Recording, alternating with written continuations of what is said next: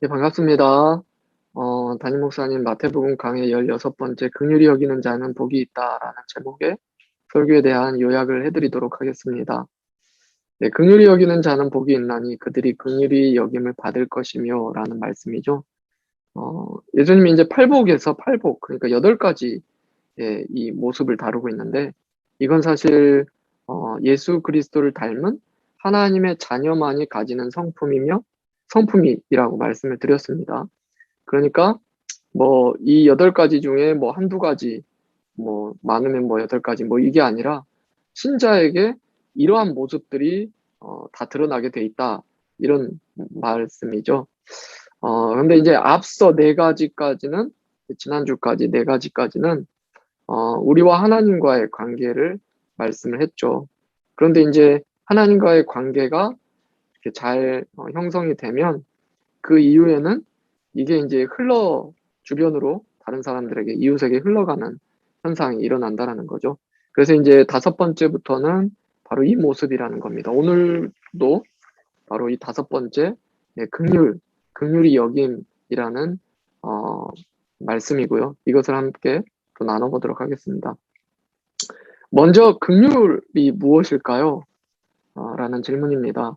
우리가 이제 흔히 긍휼의 사전적 의미를 돌아보면 가볍게 여겨 돌보아 주다. 또 비슷한 말로는 자비롭다, 불쌍히 여기다라는 말로 이 긍휼히 여기다라는 말을 우리가 흔히 사용합니다. 그런데 이제 예수님이 말씀하신 이 긍휼이라는 말의 의미는 이것을 이렇게 넘어선 의미가 분명히 있을 겁니다. 바로 영적인 의미가 있다라는 거죠. 그런데 이제 이 긍휼이라는 단어를 딱 하나만 떼놓고 이해하기보다 이 은혜를 함께 이해할 때 더 잘 이해가 된다고 담임 목사님 말씀해 주셨죠. 왜냐하면 긍휼, 은혜, 하나님이 모두 다 베푸시는 건데 다 비슷하게 들리는데, 이걸 따로 두면은 이제 다 비슷하게 들리는데 이제 같이 한번 다뤄보면 이제 구분이 간다라는 거죠. 은혜는 먼저 마땅히 심판받을 수밖에 없는, 그러니까 자격 없는 자에게 베풀어 주시는 무조건적인 사랑입니다. 그러니까 받을 자격 없는 죄인된 우리에게 하나님께서 무조건적으로 베풀어 주시는 사랑이 바로 은혜다라는 거죠. 자격 없는 자에게 주는 게 은혜입니다.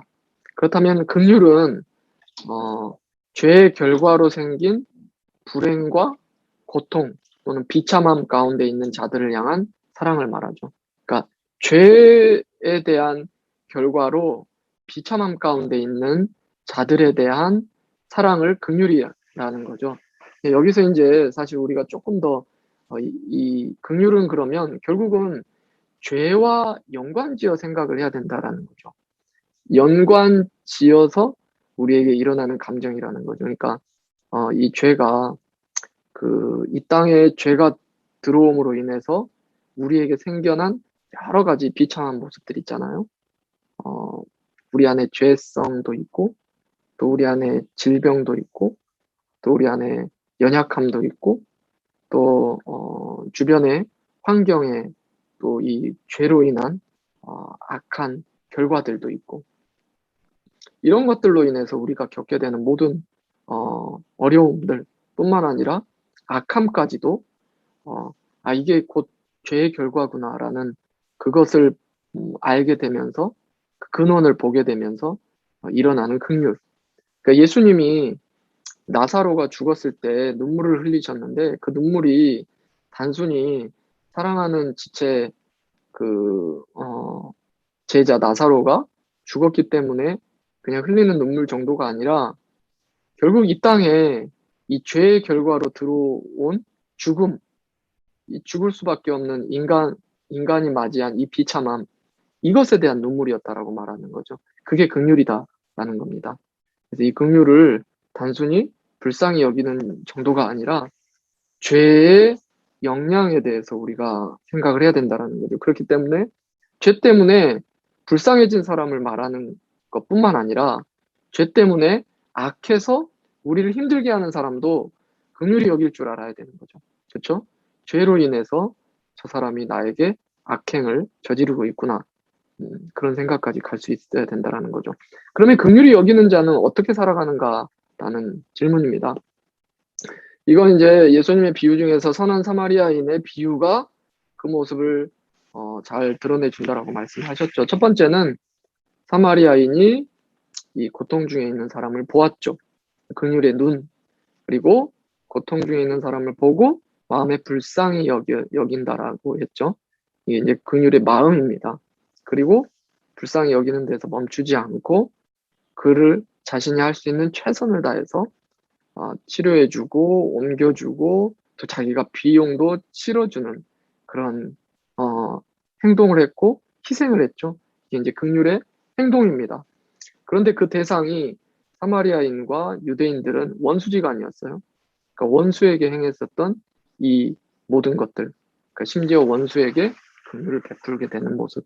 이게 이제 긍휼히 여기는 자에게 나타나는 네 가지 모습이라고 했습니다. 긍휼의 눈, 마음, 행동, 원수에게 긍휼. 근데 이제 궁극적으로 사마리아인은 예수님을 가리킨다고 말씀하셨죠. 사실은 예수님께서 이 모든 것을 가지고 우리를 바라보셨고 또 그 마음으로 우리를 품으셨고 또 십자가에서 죽기까지 우리를 사랑하는 그 희생을 보여주셨고 사실 죄로 원수된 우리들 아닙니까? 하나님과 우리를 위해서 죽으셨기 때문에 선한 사마리아인은 그 가장 위대한 긍휼을 보여주신 예수님을 이제 말씀을 가리킨다라고 말할 수도 있는 거죠. 그런데 예수님의 제자라면 마땅히 예수님을 닮게 돼 있고 그래서 그 긍휼의 눈과 긍휼의 마음과 긍휼의 행동, 원수를 향해서도 이 긍휼을 베풀게 된다라는 겁니다. 시간과 물질과 관심을 나누는 것뿐만 아니라 영적으로 고통받는 자들, 그러니까 죽어가는 영혼들을 향해서도 긍휼히 여기며 그들에게 복음을 전하게 된다라는 것이 긍휼히 여기는 자, 주 안에서 긍휼히 여기는 자의 모습이었습니다. 마지막 세 번째는 긍휼히 여기는 자가 이제 받게 되는 복이죠. 무슨 말입니까? 긍휼히 여기는 자는 긍휼히 여김을 받는다라고 했어요. 그런데 이제 그러면 긍휼히 여기는 자는 긍휼히 여김을 받을 것이다라고 하니까 긍휼히 여겼기 때문에 긍휼히 여김을 받는다. 그 하나님의 불쌍히 여김을 받아서 구원을 받는다. 이런 어떤 행위구원적인 해석으로 가서는 안 되고 왜냐하면 첫 번째 해석으로 가서는 안 되는 이유 첫 번째는 그 누구도 하나님께 만족시킬 만한 긍휼을 베푸는 사람이 있다 없다? 없다. 그렇죠? 이건 불가능한 조건이 되는 거죠. 우리가 하나님 앞에 저 긍휼을 베풀었습니다. 저도 긍휼히 여겨주세요라고 말할 만한 그런 긍휼을 베푸는 자는 존재하지 않는다라는 거죠. 이 말씀은 또 한 가지 이 말씀 자체가 산상수훈이 이미 하나님으로부터 긍휼을 받은 자들에게 나타나는 현상이라고 말씀을 드렸기 때문에 이건 조건이 아니라 결과입니다. 즉 이 해석은 거룩한 순환이라고 말씀을 하셨죠. 하나님으로부터 긍휼을 경험하게 된 신자는 그 결과로 주님의 성품을 닮아 다른 사람을 긍휼히 여기게 됩니다. 그런데 거기에서 만족하지 않죠. 또 하나님께 긍휼을 구하게 돼요. 왜냐하면 우리가 한번 예수 믿었다고 해서 우리의 연약함이 다 없어지고 죄성이 사라지는 게 아니라 여전히 우리 안에 이 죄성이 있어서 죄의 굴레에 있기 때문에 우리의 모습을 보고 하나님께 다시 한번 긍휼을 구하게 되는 모습이 당연히 우리 안에 일어나게 돼요. 주여 불쌍히 여겨주세요라고. 예.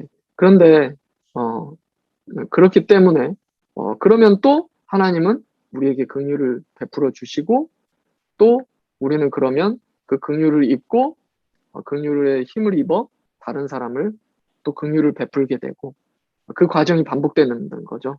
그렇기 때문에 그 중간 과정을 보면 하나님으로부터 긍휼을 입었기 때문에 긍휼히 여깁니다.